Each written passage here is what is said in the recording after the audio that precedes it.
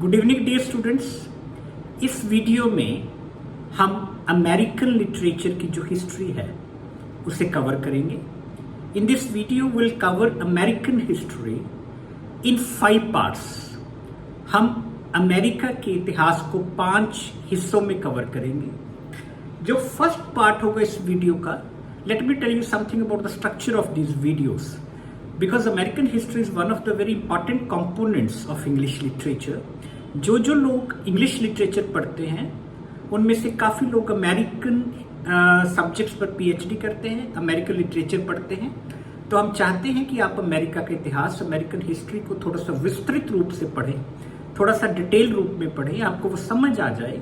क्योंकि जब तक आप अमेरिका की हिस्ट्री नहीं पढ़ेंगे, आपको अमेरिका का जो लिटरेचर है वो बहुत अच्छे तरीके से समझ नहीं आएगा। It is almost indispensable that first you should rush through American history, so it will give you a platform, it will prepare your ground to understand and comprehend whole of the American literature. So first structure, this video will have 5 components. Video number 1, in video number 1 I'll just discuss you how America originated, because America is the youngest nation of this world।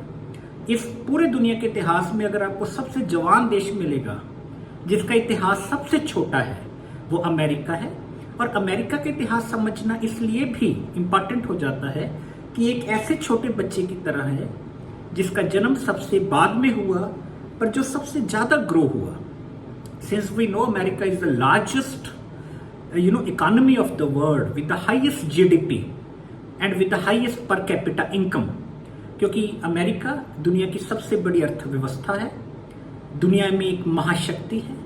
तो इसलिए हमें समझना important हो जाता है कि इतने कम समय में कोई देश इतना ताकतवर कैसे बना।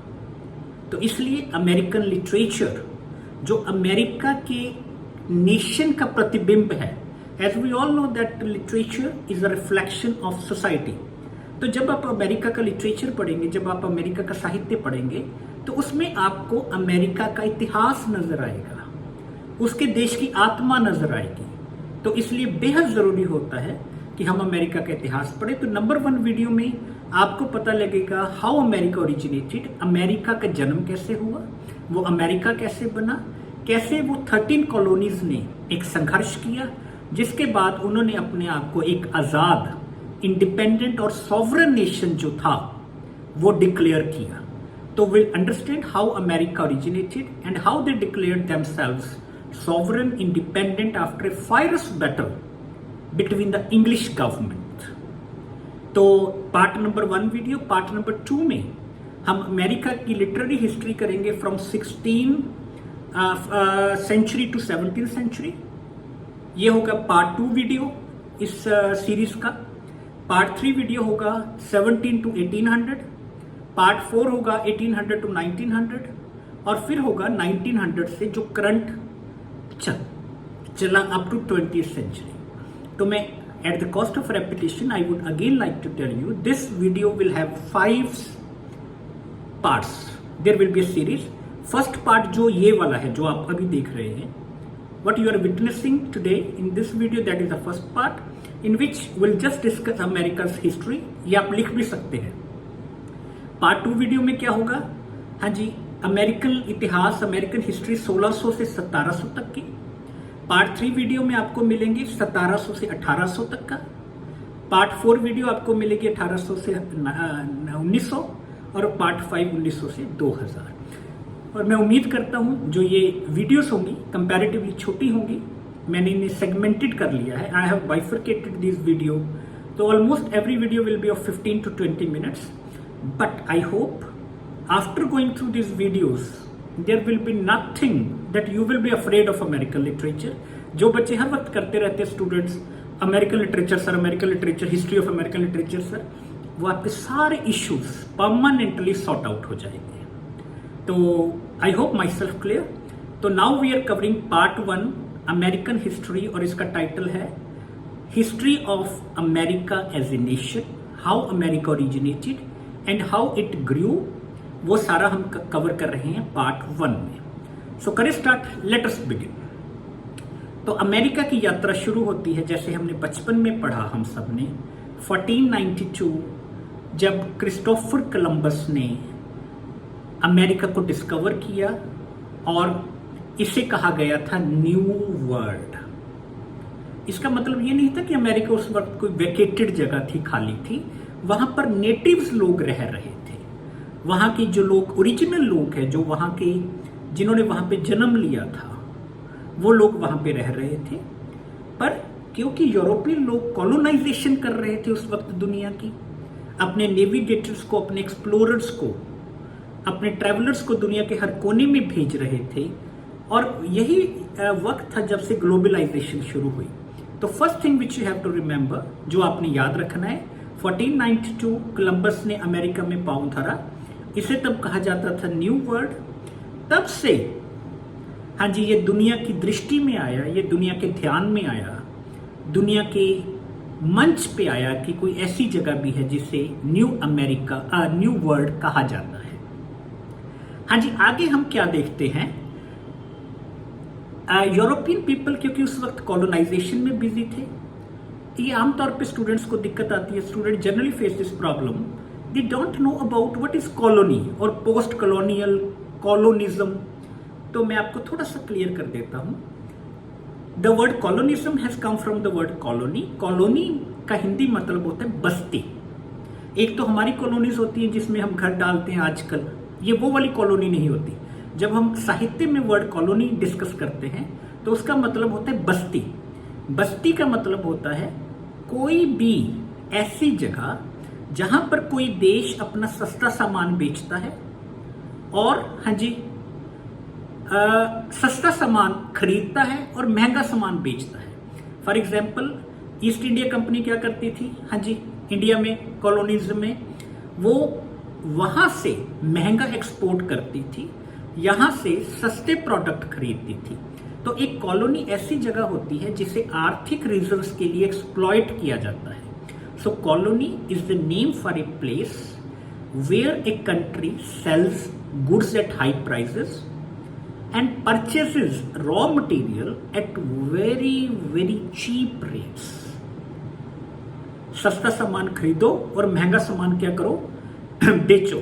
और जो ये कॉलोनियल कंट्री थे, इंग्लैंड, पुर्तगीज, स्पेन, फ्रांस, इनमें एक दौड़ थी कि देखो कहाँ क्या अवेलेबल है। मैं आपको एक इंटरेस्टिंग बात बताता हूं। जब वास्को डी गामा इंडिया में आए 1498, तो वो सबसे ज्यादा इंप्रेस हुए थे मसालों से। अगर भारत अंग्रेजों की निगाह में आया, अगर भारत ने पूरे यूरोपियन के टेंशन्स को कैच किया, अगर भारत दुनिया के नक्शे पर उभरा, तो क्या था, Vasco D gamma was really impressed by flavour of Indian spices. तो उसने यूरोप में जाके धूम मचा दी कि क्या मसाले हैं, खास तौर पे काली मिर्च, ब्लैक पेपर, जो आजकल भी बहुत महंगी है। तो black pepper was one of the spices who made Vasco da Gama crazy। और ऐसा उसने प्रचार किया भारतीय मसालों का, साउथ के मसालों का।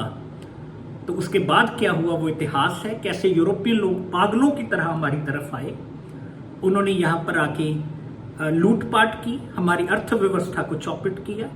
तो इस तरीके से आप समझिए कॉलोनी क्या होती है। तो वहां जैसे ही वहां के मर्चेंट्स को, वहां के ट्रेडर्स को, वहां के व्यापारियों को ये पता लगा कि अमेरिका नाम की कोई जगह है, तो उन्होंने क्या किया, वहां पे अपनी कॉलोनीज एस्टेब्लिश करनी शुरू कर दी।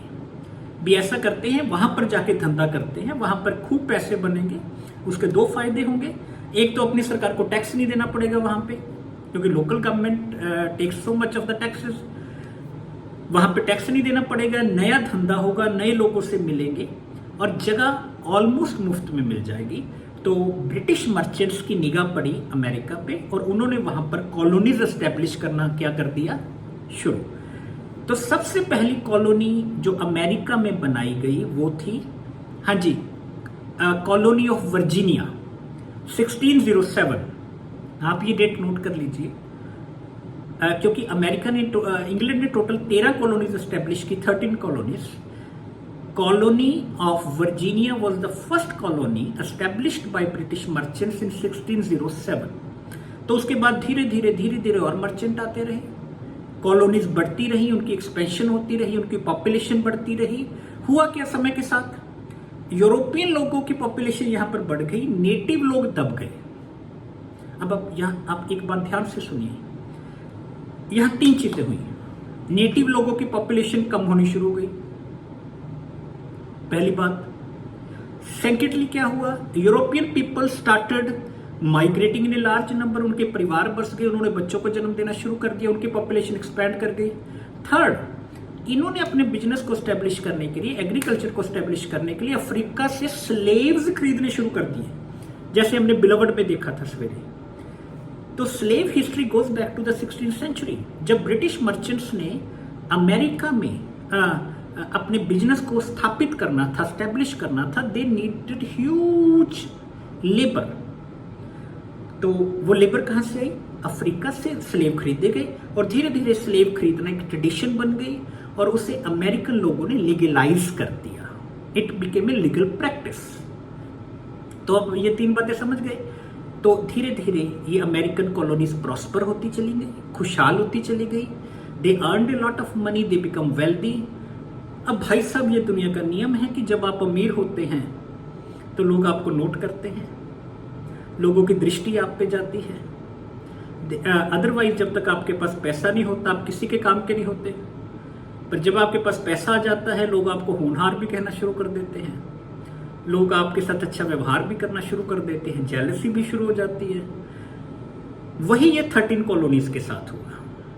जो ब्रिटिश गवर्नमेंट थी, दे स्टार्टेड फीलिंग जेलस कि यार ये लोग तो प्रॉस्पर हो रहे हैं, हमारे ही लोग हैं और इतना पैसा कमा रहे हैं, और हमें कोई हिस्सा नहीं दे रहे, हमें भी 2 पैसे दें जो इतना पैसा कमा रहे हैं। तो उन्होंने क्या किया, वहां से टैक्सेस लगाने शुरू कर दिए अमेरिकन कॉलोनीज पर। आप इंटरेस्टिंग बात देखिए, British government which felt jealous of these American colonies who were prospering day by day, they started imposing taxes on these people in the colonies. चलो शुरू में तो ये कॉलोनीज ने एडजस्ट किया, थोड़ा मोटा टैक्स दे दिया। अब आपको पता है, जो बिजनेसमैन होते हैं, जो व्यापारी टाइप के लोग होते हैं, वो किसी चक्कर में नहीं पड़ना चाहते, क्योंकि उनके लिए समय ही पैसा होता है, time is money, they don't want to waste the money. तो उन्होंने क्या कहा, सरकार है, 2 पैसे लेती है, ले लेने दो, हमें क्या जाता है, हमें धंधा करने दो। पर अब शेर के मुंह के लग गया खून। ब्रिटिश गवर्नमेंट को लगा भी ये तो लोग बड़े वेल्दी हैं यार, ये इतना पैसा दे रहे हैं तो इनसे और भी लिया जा सकता है। तो उन्होंने धीरे धीरे टैक्स की रेशो बढ़ा दी उन लोगों पर। तो अब आपको पता है, हद कर दिया आपने। तो अब अमेरिकन कॉलोनीज को लगा कि ये तो ब्रिटिश गवर्नमेंट ने हद कर दी, अगर हम इन्हें चुपचाप पैसा दे रहे हैं इसका मतलब ये तो नहीं ये हमें खत्म कर दी। तो उसके बाद एक दौर शुरू हुआ जब ये 13 कॉलोनीज ने ब्रिटिश गवर्नमेंट के खिलाफ झंडा उठा लिया, और दोनों के बीच बैटल हुई फ्रॉम 1763 टू 1789।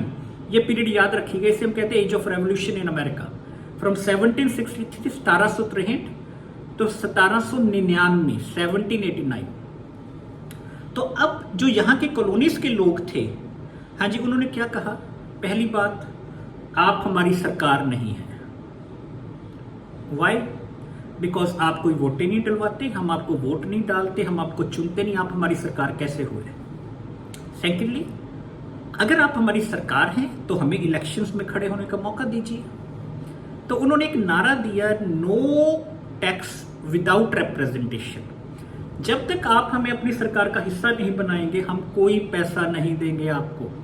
तो जब ये 13 कॉलोनीज विरोध के मूड में आ गई, लड़ने लग गई, तो ब्रिटिश गवर्नमेंट का जो टेम्परेचर था वो बढ़ गया, वो और नाराज हो गए कि ये मुंह और मंसूर की दाल, ये लड़ेंगे हमसे।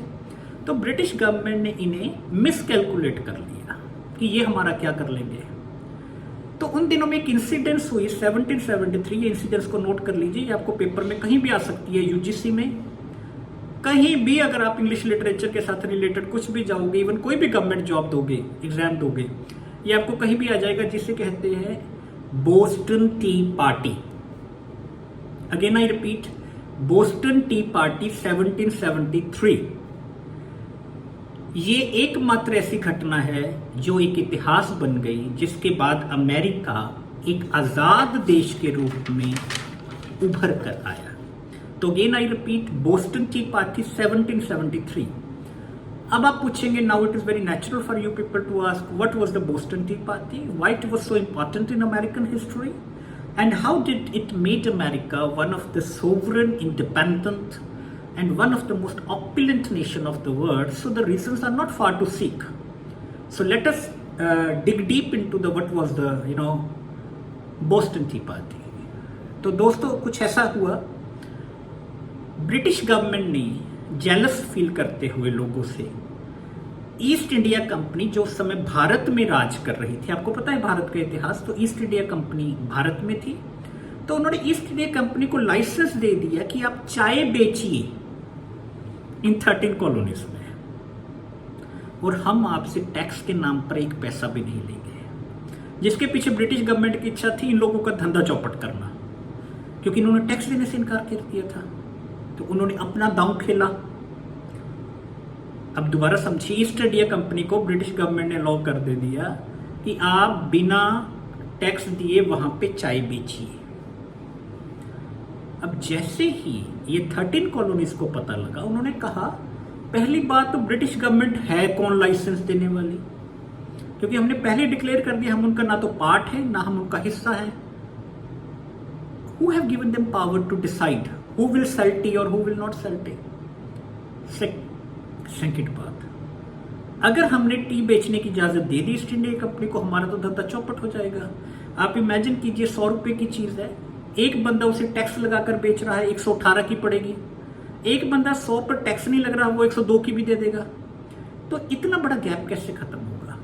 तो लोकल जो बिजनेसमैन है वो तो खत्म हो जाएंगे, वो धंधा चौपट हो जाएगा। आज चाय वाले आए हैं, कल दूध वाले आ जाएंगे, परसों कुर्सियां बेचने वाले आ जाएंगे, चौथे स्कूटर बेचने वाले आ जाएंगे, तो लोकल जाके कहां मरेंगे?